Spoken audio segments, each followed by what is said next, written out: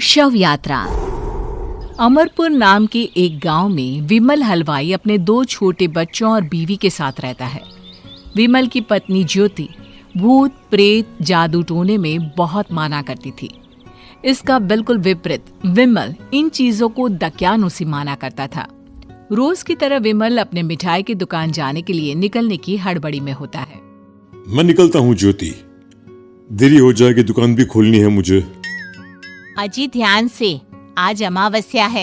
रास्ते में कोई कपड़ा या कुछ भी गिरा हो तो उसे लांग मत दीजिएगा, बगल से चले जाइएगा।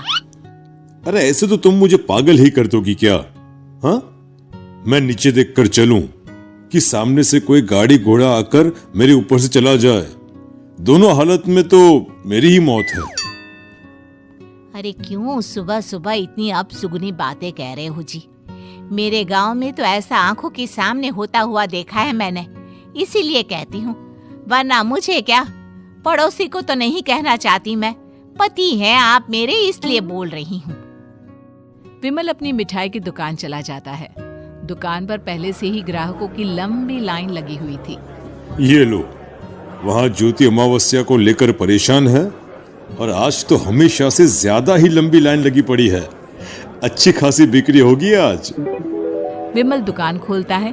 एक के बाद एक ग्राहक उसकी दुकान पर मिठाई ले रहे होते हैं।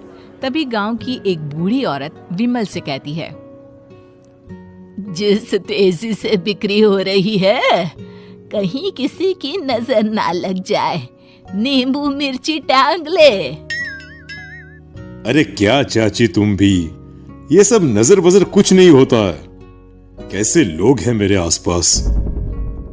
अपनी दुकान से शाम को विमल हंसते कूदते वापस घर आता है। हाँ, आज तो अच्छी खासी बिक्री हुई है। एक महीने में जितनी बिक्री होती है, एक ही दिन में आज उतने पैसे कमा लिए मैंने। ये तो बहुत अच्छा हुआ जी, आज ही घर की नजर उतारी है मैंने। बिक्री तो अच्छी होनी ही थी। अच्छा, तुम खाना लगा दो, सारा माल बिक चुका है। मुझे शहर जाना होगा, कुछ चीजों की जरूरत पड़ेगी। रात भर मिठाई बनाऊंगा, तब जाकर कल सुबह दुकान खोल पाऊंगा। खाना खाकर विमल शहर जाने के लिए निकल पड़ता है। सुनिए जी, ध्यान से जाइएगा। चौरस्ते पर किसी जादू टोने की चीज पर पैर मत रख दीजिएगा। हे भगवान, हद हो गई ज्योति, ये तो मैं जा रहा हूं। विमल गुस्से से शहर जाने निकल पड़ता है। रात का काला घना अंधेरा, चांद की एक भी किरण ना होने के कारण अंधेरे में कुछ भी देख पाना मुश्किल था। जंगल के बीच के एक अधकच्चे रास्ते से विमल जा रहा होता है।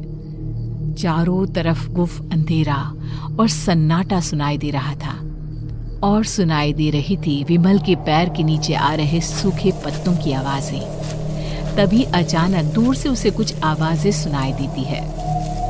अरे, ये इतनी रात को जंगल के रास्ते कौन जा रहा है? शायद कोई टोली होगी। राम नाम सत्य है, राम नाम सत्य है, राम नाम सत्य है, राम नाम सत्य है। धीरे धीरे आवाज कुछ कुछ सुनाई पड़ती है। आवाज धीरे धीरे और नजदीक आती सी लगती है। विमल देखता है कि उसके सामने से सजी धजी सफेद कपड़े में लिपटी एक अर्थी निकल रही है, जिसके साथ 5 लोग ही थे। 4 आदमियों ने उसे कंधा दिया हुआ था। एक मटका लिए आगे आगे बढ़ रहा था। विमल के बिल्कुल सामने आकर अर्थी रुक जाती है। उसमें से एक आदमी विमल से कहता है, अरे भाई, जरा अर्थी को कंधा लगाना, मैं बहुत थक गया हूँ, बड़ी मेहरबानी होगी। हाँ भाई, कंधा तो मैं लगा दूं, पर रात को 12 बजे ये शव यात्रा, इस समय कौन अर्थी ले जाता है? तभी विमल को ऐसा लगता है कि शव में से आवाज आई, ये आवाज। मजबूरी है भाई, आप कंधा दीजिए, मैं रास्ते में सब बताता हूँ आपको। विमल अर्थी को कंधा दिए चल रहा होता है कि उसे ऐसा लगता है कि हाथ में मटका लिए जो आदमी शव के आगे चल रहा है उसके पैर उल्टे हैं। क्या हुआ भाई, हकला क्यों रहे हो? वो आपके साथी के पैर उल्टे। विमल अपनी बात पूरी भी नहीं कर पाता कि वो देखता है कि उस आदमी के पैर तो सीधे ही हैं।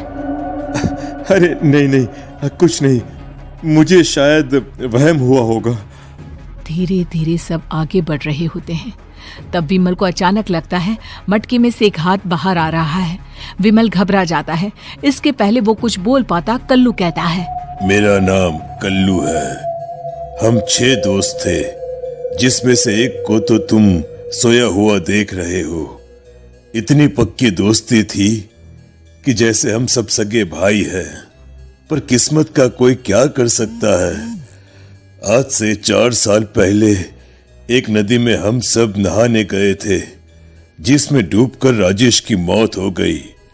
किसी मजबूरी के कारण हमें उसकी अर्थी को रात को ही शमशान घाट ले जाना पड़ा। हम 5 उसे ले जा रहे थे। 4 साल पहले आप 5 में मैं कुछ समझा नहीं। मंकू अपनी गर्दन पीछे घुमाकर अपनी आंखें बड़ी बड़ी कर विमल से कहता है, अरे भाई, पूरी कहानी खत्म होने दो, फिर बीच में बोल लेना, ठीक है? तभी रास्ते में एक हादसे में अपने दोस्त के साथ हम सभी मर गए। वो सामने देखो, हमारा दोस्त।